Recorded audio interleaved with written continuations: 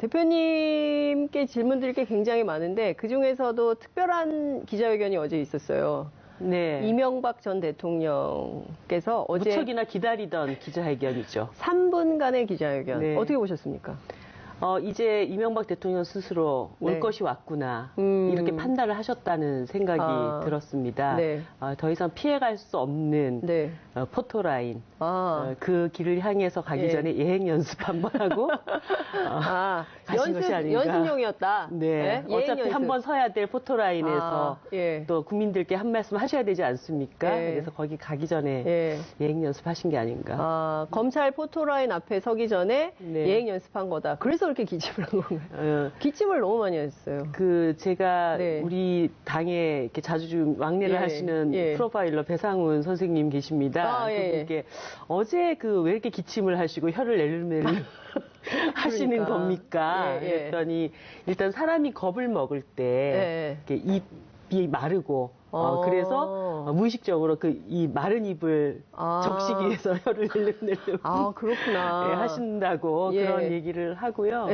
그리고 결국은 굉장히 긴장된 상황이지 않습니까? 네. 언제 내가 다시 불려갈지 모르고 나름대로 이제 이명박 전 대통령은 승부수를 던진다라고 하는 기분으로 그 자리에 섰기 때문에 그런 마른 기침이 계속 나올 수밖에 없지 않았을까. 그러니까 좀 심리적으로, 그러니까 전 국민이 다 보는 기자회견이었기 때문에 위축되기도 하고 그래서. 근데 거기 현장에 기자들은 별로 없었어요. 전부 바깥에 대기 중이었고 들어가지도 못하게 하고 그래가지고 원성이 자자하더라고요. 이럴 거면 왜 기자회견을 한 거냐. 그리고 나에게 물으라. 그래놓고 물을 시간을 주지 않았잖아요. 그러니까요. 나에게 물어라. 그런데 아무도 못 묻게 한 기자회견 아니냐. 굉장히 비판이 많이 나오던데요. 아무래도 김희중 전 부속실장, 그리고 또 김성우 전 다스 대표, 그리고 이제 김백준 총무기획관이겠죠. 그러니까 본인의 측근들이 다 불고 있죠. 그러니까요. 불기도 하고 분다라는 표현이 뭔지 모르겠지만 어쨌든 다 이제 진실을 말하고 있고, 그리고 또 일부는 구속도 되고 있고 그렇기 때문에 이게 뭔가 본인에게 다가오는 압박 이것을 심하게 느끼는 거 아닌가 이런 얘기도 나오더라고요. 네, 수사를 이젠 더 이상 피해갈 수 없다라고 하는 그런 판단을 그걸 못하면 이 현실인식이 없으신 것이고요. 이제는 본인 수사가 임박했다라고 하는 상황에서 이거를 피해갈 방법은 없고 그럼 부딪혀 가야 된다라고 한다면 이 상황을 정치보복, 정치적 상황으로 일단 사태를 변화시켜 볼 가능성이 없겠는가. 어제 그 기자회견의 노림수는 유일한 목적은 그것이지 않았는가 싶습니다. 그래서 이게 이제 단순히 자기가 잘못을 저질렀던 형법상의 그런 문제라기보다는 정치적 상황이고 내가 탄압을 받고 있고 그렇기 때문에 자신을 지지했거나 문재인 정부에 대해서 좀 마음에 안 드시는 분들을 이렇게 규합하려고 하는 그런 정치적 의도가 다분했던 기자회견이죠. 그래서 보수의 괴멸 이런 얘기를 했을까요? 그렇죠. 그러니까 자기만 죄값을 치르는 게 아니라 우리 다 같이 죽는다니까 이 얘기를 한 거죠. 그러니까 빨리 결집해라. 그 어떤 측면에서는 박근혜 전 대통령의 기자회견하고 좀 닮아있다는 느낌도 드네요. 네, 사실은 국가 권력을 사유화한 대표적인 두 분 아닙니까? 국가 권력을 사유화한 대표적인 두 사람. 그리고 박근혜 전 대통령이 그것 때문에 이제 감옥을 갔습니다. 결국 국정원 특수활동비라고 하는 것도 다 이제 박근혜 정부 때 드러났던 것인데 알고 봤더니 그 인프라를 다 깔아놓은 사람이 이명박 대통령이었던 거예요. 그러니까 이 청와대에 그 국가 예산이라고 하는 것을 다 자기 쌈짓돈으로 여기면서 마음껏 갖다 써도 된다라고 하는 이런 길을 다 닦아놓고 그러니까 박근혜 대통령은 아무 죄의식 없이 원래 이 돈은 내가 이렇게 마음대로 써도 되는 거야. 이렇게 한 장본인이라는 것이죠. 그러니까 이미 길을 다 닦아놓은 거예요. 그래서 전임 대통령도 그렇게 했으니까 나도 그러니까 문제의식이 없는 거죠. 죄의식이 없는 거죠. 내가 뭘 잘못했다는 거야. 뭐 이렇게 했다는 거예요. 그러니까 두 가지인데 하나는 보수의 괴멸 운운한 것은 보수 세력이여 집결하라. 그리고 이거는 나만 죽는 문제가 아니라 진영 전체가 죽는 거니까 우리가 다 같이 해서 집단 대 집단. 그래서 노무현 전 대통령의 죽음도 끌어들인 건가요? 네, 그렇습니다. 그러니까 그것을 어떻게 보면 노무현 프레임을 다시 끌고 와서 노무현 대 이명박 이것으로 회귀시켜 보려고 하는 그런 것인데요. 참 그 뭐 여러 가지 문제들도 많이 있지만 이렇게 고인을 여러 차례 70대 때마다 불러내가지고 이렇게 정치적으로 이용하는 전례는 진짜 거의 없다고 봐야 되겠죠. 근데 저는 정말 궁금한 게 하나 있는데요. 이렇게 이제 말씀 주신 대로 시시때때로 본인들이 분리할 때마다 노무현 전 대통령의 죽음을 또는 노무현 전 대통령을 끌어내잖아요. 그래서 프레임을 만들잖아요. 정치권 안에서 그 자유한국당 의원님들 만나실 거 아니에요. 이런 현상에 대해서 아이고 왜 그러세요? 이렇게 얘기하면 뭐라고 얘기들을 하시나요? 할 말씀이 없으시지 않을까요? 그러니까 이런 것 같은데요. 노무현 대통령 당시에 소위 보수 진영하고의 어떤 갈등이 상당히 좀 심각한 양상으로 이렇게 치달았지 않았습니까?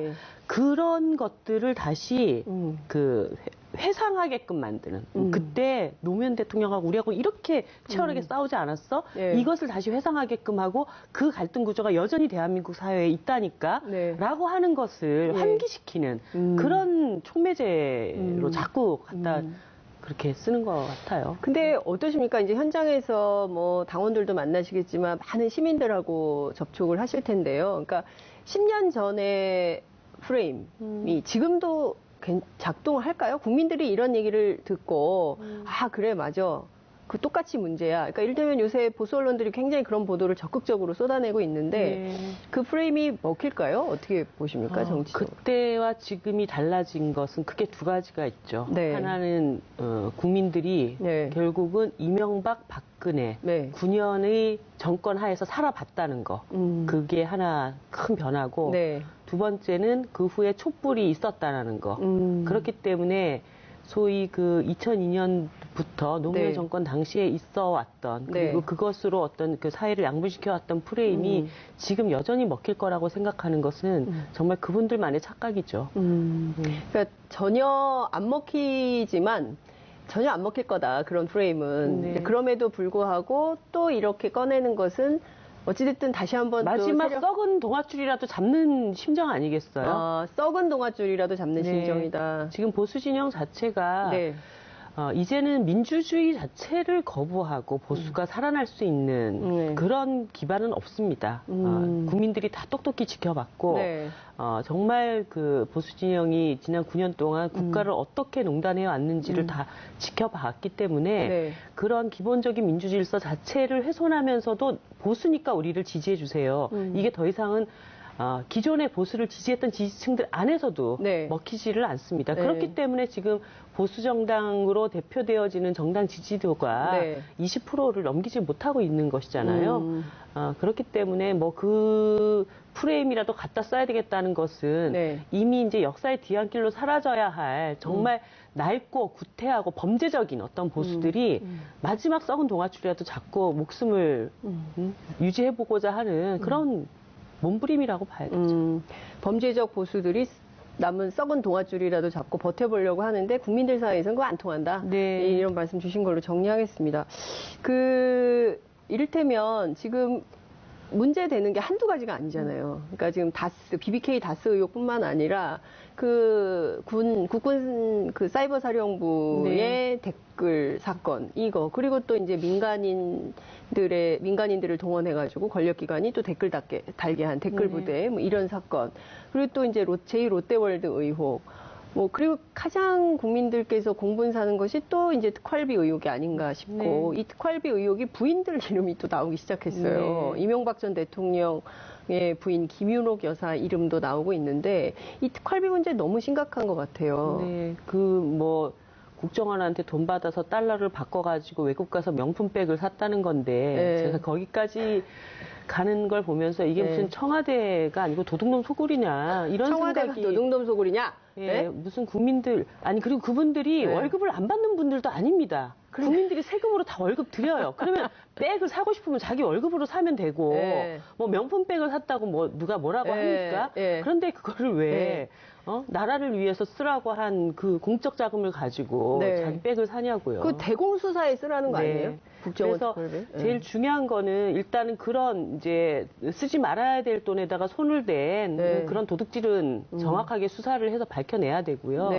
그 다음에 이 특활비라고 하는 것 자체의 제도를 좀 더 투명하게 개선을 해야 됩니다. 사실 나라 돈을 쓸 때는 국민들한테 정말 이게 꼭 필요해서 쓰는 돈입니다. 이것을 밝혀야 되고 영수증 내역이 있어야 됩니다. 그리고 특히 이제 국가 돈이라는 것은 그 금액이 굉장히 크잖아요. 뭐 사업 하나를 할 때 무슨 가계부 정리하듯이 그렇게 돈을 쓰는 건 아니에요. 뭐 1,000원 쓸 거 2,000원 썼다 가지고 되는 게 아니라 거기는 막 몇십억 단위로 지금 돈이 들어가는 것이기 때문에 그래서 정말 불가피한 아주 특수한 경우를 제외하고 예를 들어서 정말 무슨 해외 공작 업무를 하는데 이거는 돈을 어떻게 썼다는 걸 다 드러낼 때 문제가 될 수 있는 소지가 있는 것을 제외한 나머지는 다 영수증 처리를 해야죠. 그거를 하지 않고 그렇게 뭉칫돈을 정말 눈먼 돈으로 만들어놨기 때문에 이런 범죄가 또 일어날 수 있는 상황이 벌어진 것이거든요. 그래서 저는 뭐 대통령도 그 취임하신 직후에 본인이 치약 사고 뭐 하고 이런 모든 돈들 다 낱낱이 밝히고 특활비 안 쓴다 이렇게 얘기하셨잖아요. 그럼 그 다음엔 저는 국회가 답을 했어야 됐다고 봅니다. 국회가 대통령이 그런 결심을 했으니까 국회 특수활동비도 그러면 우리도 다 영수증 처리하자 이렇게 되고 그 다음에 행정부처에 자, 입법부가 이렇게 했으니까 행정부처에 너무 과도하게 특수활동비라고 지정되어 있는 거 이거 좀 바꾸자.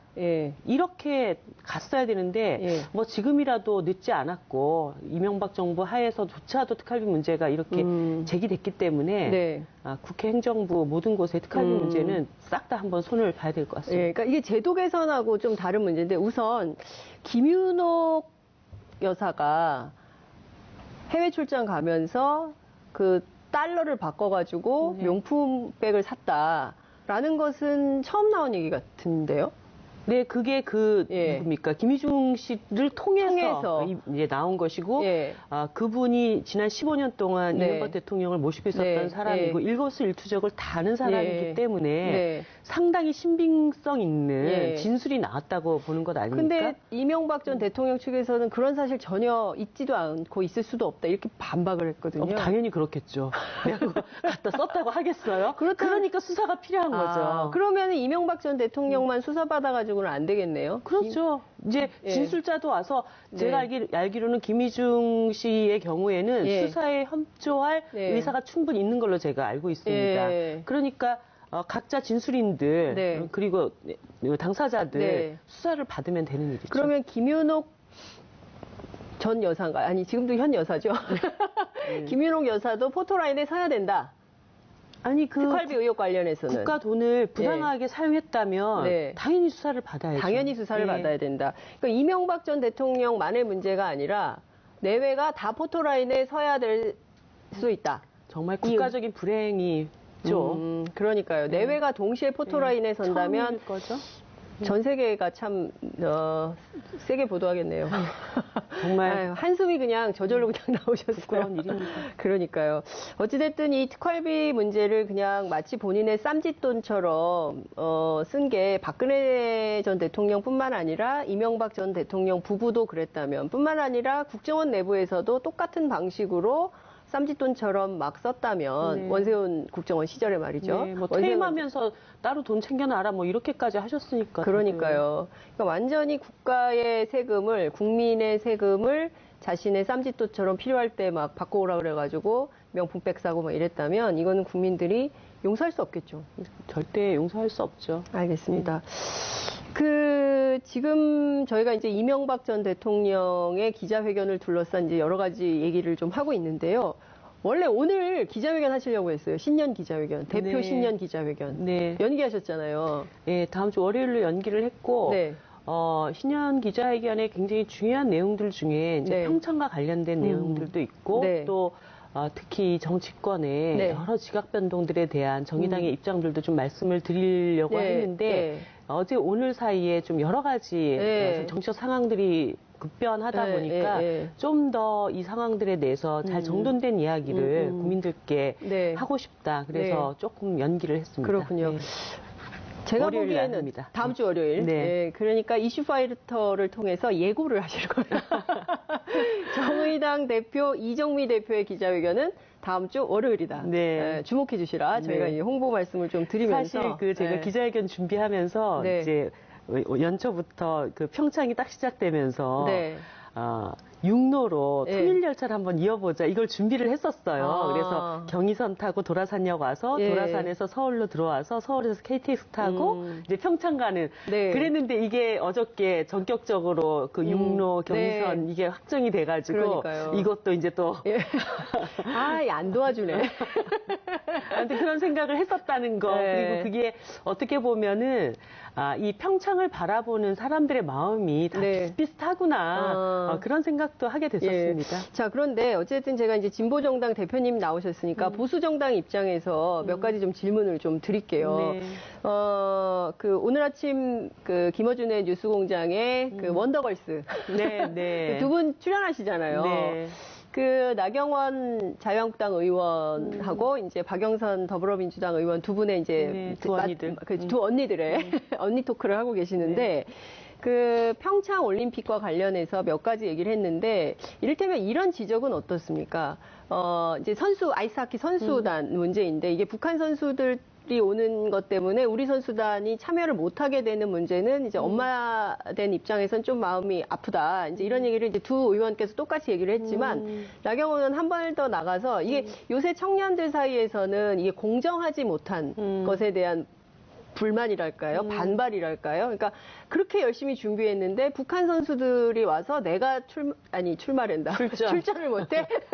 이런 생각을 한다는 거죠. 네. 근데 그런 공감대가 우리 청년들 사이에 있고 이미 이게 분단된 지가 너무 오래되고 그렇기 때문에 북한을 그러니까 저희 때만 하더라도 이게 한민족이라는 스펙트럼에서 보는데 이 젊은 친구들은 다른 나라. 왜 저 나라 때문에 내가 희생돼야 돼? 이제 이런 생각들을 갖고 있다는 거예요. 그러니까 이런 문제 지적은 어떻게 이해를 해야 된다고 보십니까? 저는 사실 이게 조금 네. 너무 급하게 합의가 이루어지면서 네. 그러니까 무리스러운 점이 없지 않아 있다고는 생각을 하고 있습니다. 아이스하키 문제. 네. 예. 그러니까 단일기를 함께 쓰고 공동 입장을 하고 네. 그다음에 서로 상호 응원단을 조직하고 이런 네. 것들에 대해서는 충분히 지금 결정을 해도 네. 평화와 화해의 어떤 그 메시지를 전할 수 있는 네. 좋은 기획들이라고 네. 생각을 해요. 이것조차도 반대하시는 분들이 있지만 박지원 대표에 따르면 홍한유. 도대체 왜 그러는지 이해를 할 수가 없지만 트윗에 올리셨더라고요. 네. 예. 그러면 도대체 경기에 참가하는 한 당사국이 단일기도 들지 마, 인공기도 들고 오면 안 돼. 뭐 들어야 돼요? 태극기를 들라는 소린가? 아니면 출전을 하지 말라는 소린가? 뭐 말도 안 되는 말씀을 하시는 거고요. 근데 올림픽에 참가하는 모든 국가는 다 자기네 나라 국기 갖고 오잖아요. 네, 그렇습니다. 근데 제가 더 좀 놀랬던 거는 단일기에 대해서 처음에 이제 반대를 했던 분들은 정치적인 공세구나 생각을 할 수 있는데 조금 지나서 이제 안철수 대표한테 그거를 왜 반대하셨냐고 질문했더니 그런 답을 하셨더라고요. 그 단일기를 쓰면 우리가 올림픽에서 금메달을 따면 금메달 따로 올라가는 개항대 위에도 단일기를 들어야 되냐. 그건 아니죠. 올림픽을 안 보시나 봐. 저는 사실 공당의 대표님이기 때문에 정말 예의를 갖춰서 많은 분들이 그런 얘기를 해도 저는 한 번도 그런 얘기를 입에 담아본 적이 없는데 정말 너무 초등학생적인 발상이 아니신가. 안철수 대표님의 발언이 너무 초등학생입니다. 그래서 깜짝 놀랐어요. 이걸 이렇게 해석을 하시다니. 이제 그런 생각이 들었는데 아무튼 근데 우리가 91년도인가요? 이제 남북 단일 탁구팀이라든가 그렇죠. 그다음에 남북 그 축구 단일 축구팀이라든가 이런 것들이 뭔가 이 한반도의 전쟁의 기운보다는 화해와 단합의 기운을 훨씬 더 강조하고 전 세계적으로 그걸 보여주는 어떤 이벤트로서 굉장히 큰 역할을 했었다고 생각합니다. 그렇습니다. 그리고 평창도 조금 논의가 일찍 시작이 되었더라면 뭔가 팀워크도 맞추고 단일팀을 구성해 나갈 수 있는 어떤 여건도 준비를 해서 이렇게 갈 수 있었을 텐데 이게 너무 급작스럽게 이루어지다 보니까 이미 그 엔트리는 다 결정이 돼 있고 그러니까요. 그런 상태에서 누구는 빼고 누구는 넣냐 뭐 이런 게 되다 보니까 약간 우리 쪽의 선수들로서는 좀 깝깝함이 없지 않아 있을 것 같아요. 근데 제가 오늘 이게 어쨌든 남북 간에 합의가 된 겁니다. 그리고 평창이라는 큰 세계 그 축제 앞에서 이 문제가 이미 진행이 됐기 때문에 아쉬움은 뒤로 하더라도 우리 선수들에게 최대한 피해가 없도록 이후에 이 단일팀을 관리해 나가는 후속 조치 이것이 좀 더 필요한 것이 아닌가 그렇게 생각이 듭니다. 그러니까요. 그러니까 정말 이 올림픽 출전하는 것 자체가 큰 의미가 있는 건데 정말 열심히 연습했는데 북한 선수들 때문에 참가 자체를 못하게 되는 우리 선수들의 마음을 국가적 차원에서 좀 위로를 해야 될 것 같아요. 그렇습니다. 그리고 이낙연 총리가 어차피 메달과 바뀌기 때문에. 저는 그 말씀은. 어떻게 보세요, 그거는? 그 말씀은 정말 부적절하셨다고 봐요. 그러니까 그 모든 올림픽이라는 게. 참가의 의미가 있는 거 아닙니까? 그렇죠. 1등을 하는 선수도 있지만. 나가서 멋진 경기를 보여주고도 메달을 못 따는 경기도 있을 수가 있는 겁니다. 그런데 메달 순위 바깥이기 때문에 지금 그렇게 좀 팀워크가 흐트러지고 단일팀을 구성을 해도 괜찮다는 식은 그 이번 올림픽에 참가하기 위해서 오랫동안 노력하고 준비해왔던 선수들에게는 마음의 상처를 좀 주는 발언이었다고 생각해요. 알겠습니다. 어찌됐든 이제 평창 올림픽을 우리 입장에서는 평화의 올림픽으로 만들어야 되고 또 평창 체제 그러니까 작년까지만 해도 얼마나 전쟁 위협이 컸습니까? 그러니까 더 이상 전쟁하지 않고 한반도의 항구적인 평화 체제가 만들어질 수 있는 그 좋은 기회를 잘 만들어야 된다는 그런 큰 역사적 대의 속에서 우리가 좀 양보할 것은 양보하고 또 정부가 추진하는 방향에 대해서 응원할 것은 응원하면서 좀 가야 되겠다. 아쉬움은 있지만 그것도 이제 이런 말씀 주신 걸로 좀 정리를 하겠습니다. 자, 평창이 끝나면 지방선거예요. 지방선거를 이제 정의당이 준비를 하셔야 되고 또 이제 대표님께서 아주 막중한 책임감을 갖고 계실 것 같아요. 이 지방선거 담 걸리고 있어요. 이정미 대표님 담 걸리셨대요. 자, 응원 메시지 좀 팡팡 보내주시기 바랍니다. 근데 지금 정치권이 막 어지러워요. 오늘 안철수 국민의당 대표 그리고 또 바른정당의 유승민 대표 두 분이 사실상의 통합 선언문을 발표했습니다. 물론 이제 통합에 반대하시는 분들은 이 의미 없는 통합 선언이다 이렇게 비판하고 나섰지만 이분들이 지금 계속 뉴스를 잠식하고 있어서 정의당이 설당이 없는 거 아니야. 뉴스가 잘 안 나온다. 그래도 지지율은 좀 오르고 있습니까? 지지율이 이제 올라야 되고 오를 거라고 하는 자신이 있는데 제가 요즘 뉴스를 보고 있으면 이런 생각이 들어요. 그러니까 얼마 전에 아시는 분들은 알겠지만 한 6개월여에 걸쳐서 굉장히 오랫동안 이렇게 난항을 겪었던 파리바게뜨 불법 파견 문제가 해결이 됐습니다. 그러니까 3,500명의 정말 20대 청년 노동자들의 삶의 문제가 해결되는 그런 사건이 있었어요. 그런데 그런 사건은 보도가 잘 안 되고 바른정당의 모 의원님이 탈당해서 자유한국당으로 갔다. 그게 검색 순위에 막 올라가 있어요. 그리고 뉴스가 인터넷 뉴스 쫙 펼치면은 그 뉴스만 몇 개가 달리는 거예요. 그래서 아니 국민들 삶에 이거 정의당이 한 건데 이게 진짜. 아시죠? 파리바게뜨. 파리바게뜨. 정말 얼마나 고생했는지 진짜 고생 많이 하셨는데. 근데 국민들 삶에 바른정당에 계시던 분이 오늘은 바른정당에 있었다가 내일 자유한국당으로 건너간 게 뭐가 그렇게 중요한 일이라고 그거는 뉴스에 온통 도배를 하는데 진짜 실질적인 우리 청년들의 삶의 문제. 그러네요, 진짜. 이런 문제들은 뉴스에 잘 나오지 않고 그게 또 정의당이 6개월 동안 얼마나 고용노동부와 파리바게뜨 본사와 하는 이야기와 협력 끝에 이게 이끌어졌던 것인지 잘 이렇게 보여드릴 기회가 없는. 그래서 제가 요즘 계속 입만 열면 하는 얘기가 있습니다. 바른정당하고 국민의당 통합이 옳은 일이든 잘못된 일이든 일단 빨리 좀 끝났으면 좋겠다. 통합이 좀 끝나고 그리고 그 뉴스가 사라져. 자유한국당 가실 분들은 빨리 가고 정리 좀 해주세요. 그리고 저기 국민의당에서 반대파들 당 만들 거 빨리 만들고 좀 정리가 좀 되고 좀 민생과 관련된 국민들의 실질적인 삶과 관련된 일들이 뉴스에 좀 많이 올라갈 수 있도록 그렇게 돼서 정의당이 충분히 우리들을 보여드릴 수 있다면 저는 뭐 지지율 오르는 거는 시간 문제라고 생각하고 있거든요. 근데 후원금은 제일 많이 모았던데요? 네, 1등 했죠. 작년 12월 31일까지 저희가 7억 원을 모아서 1등을 했고 그게 사실은 5월 달에 대선이 있었지 않습니까? 대선 때 저희가 14억을 모아서 1등을 한 번 또 했습니다. 그래서 정의당 1등. 네. 이슈파이터도 1등 한번 해야 되는데. 제가 미력 하나만. 하여튼 그렇게 올해도 지방선거가 있고 이게 뭐냐면요. 작년 7월부터 정당 후원금이 부활이 됐습니다. 예전에는 국회의원들에게만 그렇죠. 후원을 할 수 있도록 됐는데 이제는 정당에게도 후원을 할 수가 있게 됐고 좋은 정치가 되려면 저런 정당 좀 키워줘야 되겠다 생각하시는 분들 10만 원 소액 후원을 하시면 연말에 10만 원 그대로 물려받습니다. 그러니까 돈도 돌려받고 좋은 정치도 돌려받는 아주 좋은 제도가 부활이 됐어요. 그만 홍보하시고요. 6월달 지방선거에도 지방선거 얘기해 주세요. 많은 후원을 부탁드리고 어쨌든 작년 대선 통해서 정의당 창당 5년 만에 진보 정치 역사상 200만 표라고 하는 가장 많은 득표를 했습니다.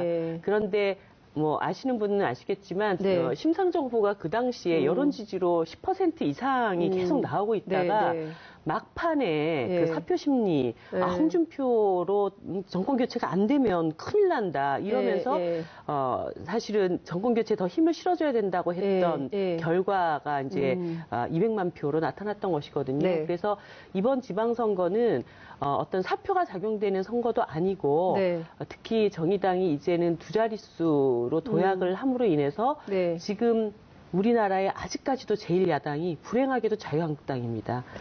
그 의석수가 뭐 당장은 어떻게 변화되지는 않겠지만 적어도 정당 지지율만큼은 국민들의 지지가 자유한국당보다는 정의당이 더 높다라는 것을 만들어 주실 때 어떻게 보면 이 정부가 추진해 나가려고 하는 개혁의 발목을 자유한국당이 잡을 때 정의당이 발목 잡지 마. 더 개혁적으로 가야 된단 말이야. 이런 힘을 얻게 되는 것이라고 봅니다. 그래서 어떻게 보면 정치적 상황을 좀 정상적인 상황으로 변화시켜 나가기 위해서라도 이번 지방선거에 정의당이 지난 대선 때 아쉽게 주지 못하셨던 표까지 다 다시 받아와서 두 자릿수 지지율을 확보하고 정치적으로는 제1야당의 정치적 지위까지 저희가 한번 노려보겠다 이런 각오로 뛰고 있습니다. 제1야당의 정치적 지위를 누리겠다. 이건 총선 때 가능한 거 아닙니까?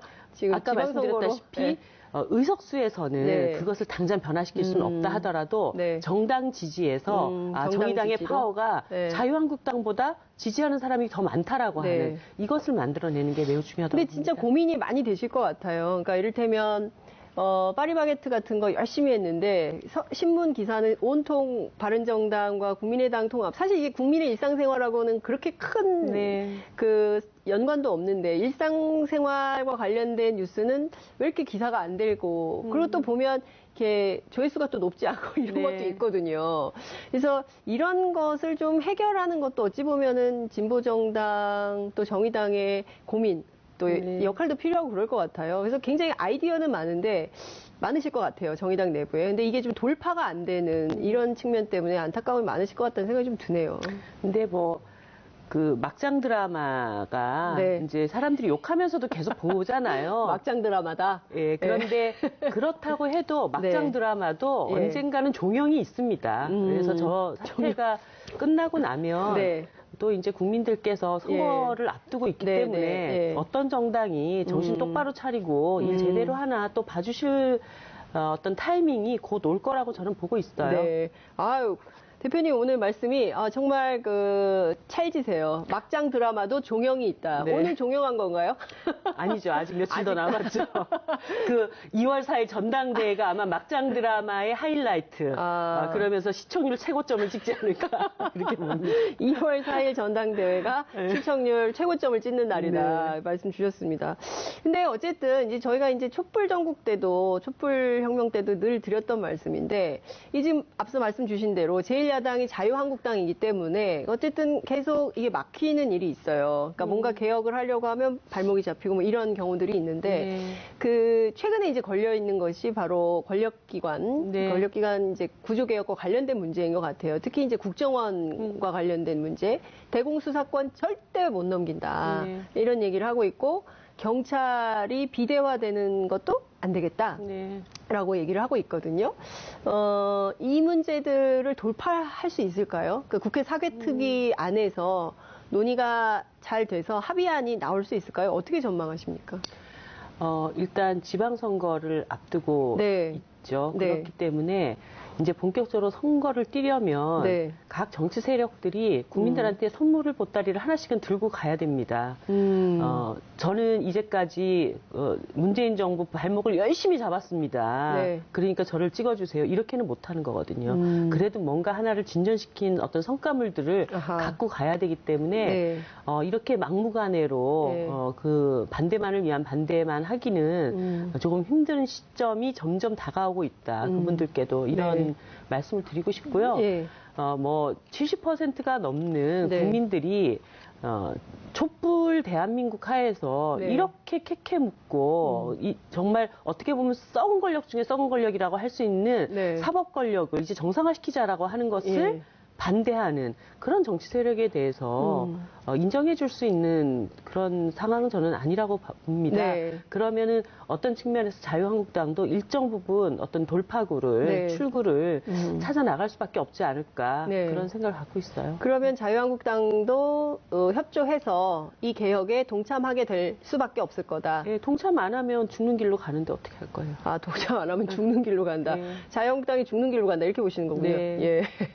자, 그러면 개헌은 어떻게 보십니까? 지금 곁다리 투표 안 된다고 주장하면서 지금 지방선거하고 동시투표, 개헌을 동시투표하는 것을 계속 반대하고 있는 거거든요. 그래서 어쩌면 이제 대통령이나 아니면 그 청와대 입장에서는 지금 최소 분모를 찾아서 할 수밖에 없지 않냐. 뭐 기본권을 확대하는 것, 그다음에 지방 분권의 문제. 그리고 이제 직접 민주주의 요소가 좀 포함되는 방향, 이 세 가지는 좀 포기할 수 없기 때문에 이 방향으로 하고 권력구조 개편, 이른바 이제 대통령제를 어떻게 바꿀 거냐 하는 문제는 다음으로 미룰 수밖에 없는 거 아니냐 이런 얘기들도 좀 나오거든요. 근데 이제 이 개헌안을 정부가 던진다 하더라도 결국 국회의 3분의 1을 통과해야 되는 큰 산이 있습니다. 그렇기 때문에 너무 기회비용만 많이 들고 이렇게 얻을 것이 없는 이런 결과를 나올 수 있는 가능성이 매우 큰 방안이고요. 그런 점에서 사실 자유한국당이나 다른 보수 야당들도 그렇게 마냥 뭐 6월 달까지는 안 돼. 그러니까 띵까띵까 하다가 지방선거 지나놓고 나서 그때 다시 개헌 얘기해보자. 이렇게 하기만은 또 쉽지가 않다. 아, 자유한국당 입장에서도. 오늘 아침에 그 헌정특위 헌법 개정과 정치개혁특위 위원장이신 김재경 위원장님이 어쨌든 정부가 그걸 주도하는 것은 바람직하지 않은데 그렇다고 해서 국회도 언제까지 이거를 시간을 미룰 수는 없지 않느냐. 최대한 합의를 이끌어 나가기 위해서 최선의 노력을 다하는 것이 지금 필요하다. 이런 굉장히 긍정적인 말씀을 하셨습니다. 그리고 아시겠지만 우리 심상정 그 전 대표님하고 나머지 4개 정당의 각 그 중진 의원들이 민심연대라고 하는 어떻게 보면 국회 공적 조직 바깥에 의원들 간의 조직을 만들어서 각 당이 공적 논의는 이제 다 어떻게 보면 당론을 갖고 와서 에헴하고 얘기를 해야 되니까 어렵지만 여기는 좀 편안하게 얘기를 해보자 이렇게 시작된 거거든요. 그러다 보니까 의견 접근이 상당히 이루어지고 있어요. 아, 민심연대 안에서. 그래서 개헌 방향과 선거제도 개혁에 대한 이런 의견 접근들이 바깥에서 한축에서 이루어지고 있고 또 아까 얘기했던 헌정특위 안에서도 이걸 마냥 미루고 갈 수는 없기 때문에 조금 더 합의안을 만들어 보기 위해서 노력을 해 나간다면 저는 뭐 개헌안이라고 하는 것이 각 당에서 충분히 서로 이렇게 고민해왔던 부분들이 있기 때문에 그렇게 많은 시간이 또 걸리지 않을 수도 있다. 그렇다면 그 지방선거하고 개헌 투표를 같이 할 가능성도 있다고 보십니까? 그렇게 되는 것이 가장 좋은 방법이죠.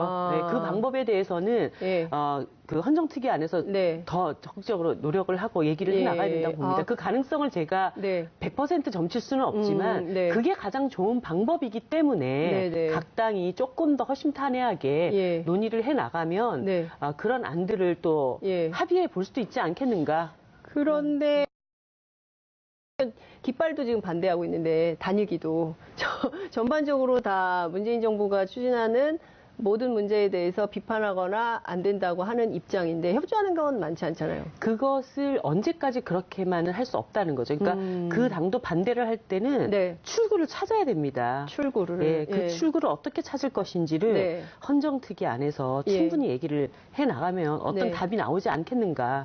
그런 기대를 갖는 거죠. 알겠습니다. 어쨌든 대표님 말씀을 좀 듣다 보니까 이게 개헌도 그리고 또 이제 권력기관 구조개혁 문제도 그렇게 또 어렵지만은 않을 수 있겠다. 아니, 꼭 그렇진 않습니다. 그러니까 모든 의원님들이 제 맘 같으면 다 그렇게 될 텐데, 중요한 것은 어떤 길이 있다라고 생각하고 가야 되는 것이죠. 저기는 안 되기 때문에 어떤 길도 없어. 그러니까 뭐 이것저것 한번 다 던져보자. 이렇게 되면 안 된다는 거죠. 어쨌든 그 기구 안에서 최선을 다하는 자세와 노력, 이것을 갖는 것이 국회 안에서의 우리가 해야 할 일이라고 봅니다. 알겠습니다. 그 지방선거 얘기를 조금 더 해봐야 될 것 같은데요. 어찌됐든 지금 제일 중요한 게 인물 아니겠어요? 그래서 서울시장 후보 누가 되느냐?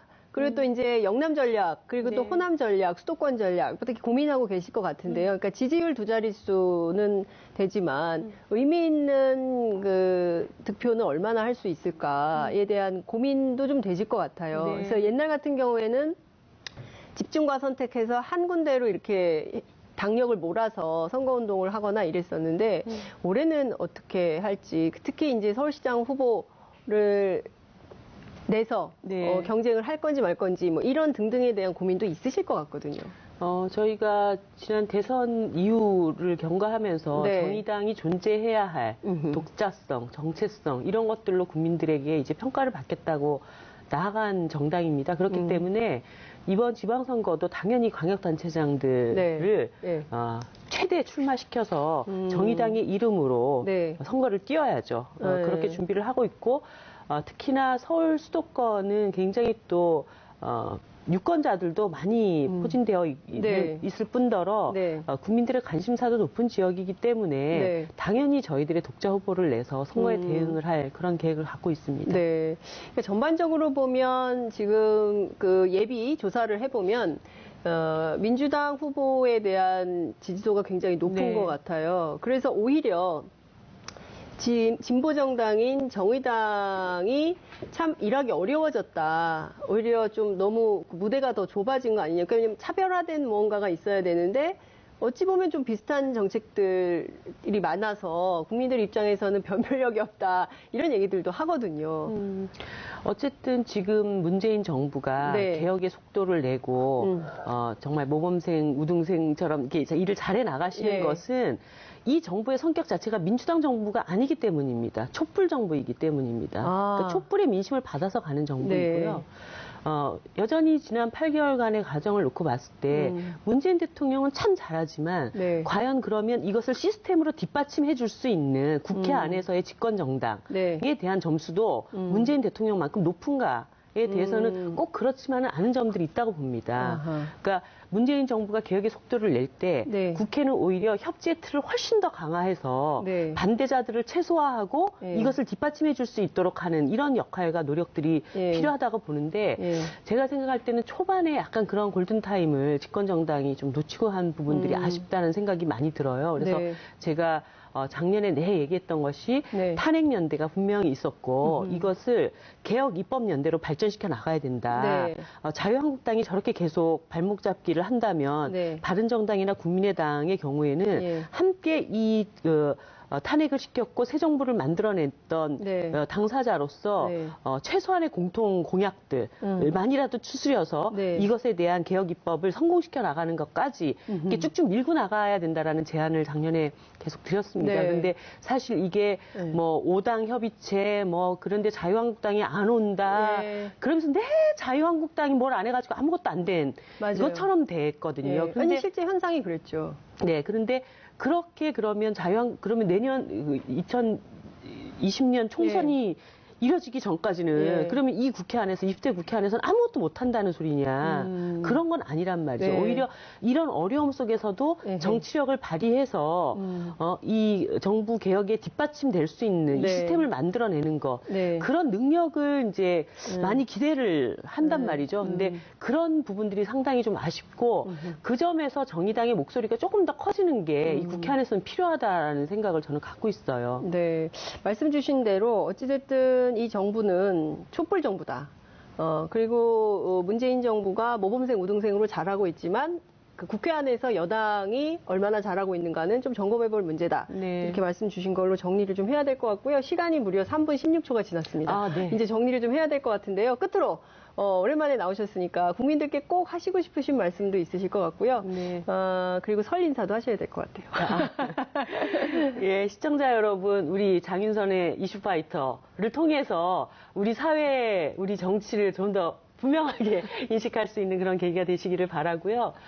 올 한 해는 정말 우리 위대한 주권자들이 새로운 대한민국을 만들어 놓았다면 이제 정치가 국민들에게 삶의 변화를 드려야 할 시기라고 생각을 합니다. 민생 최전선에서 일하고 있는 정의당 이번 지방선거에 정말 쑥쑥 좀 키워주십시오.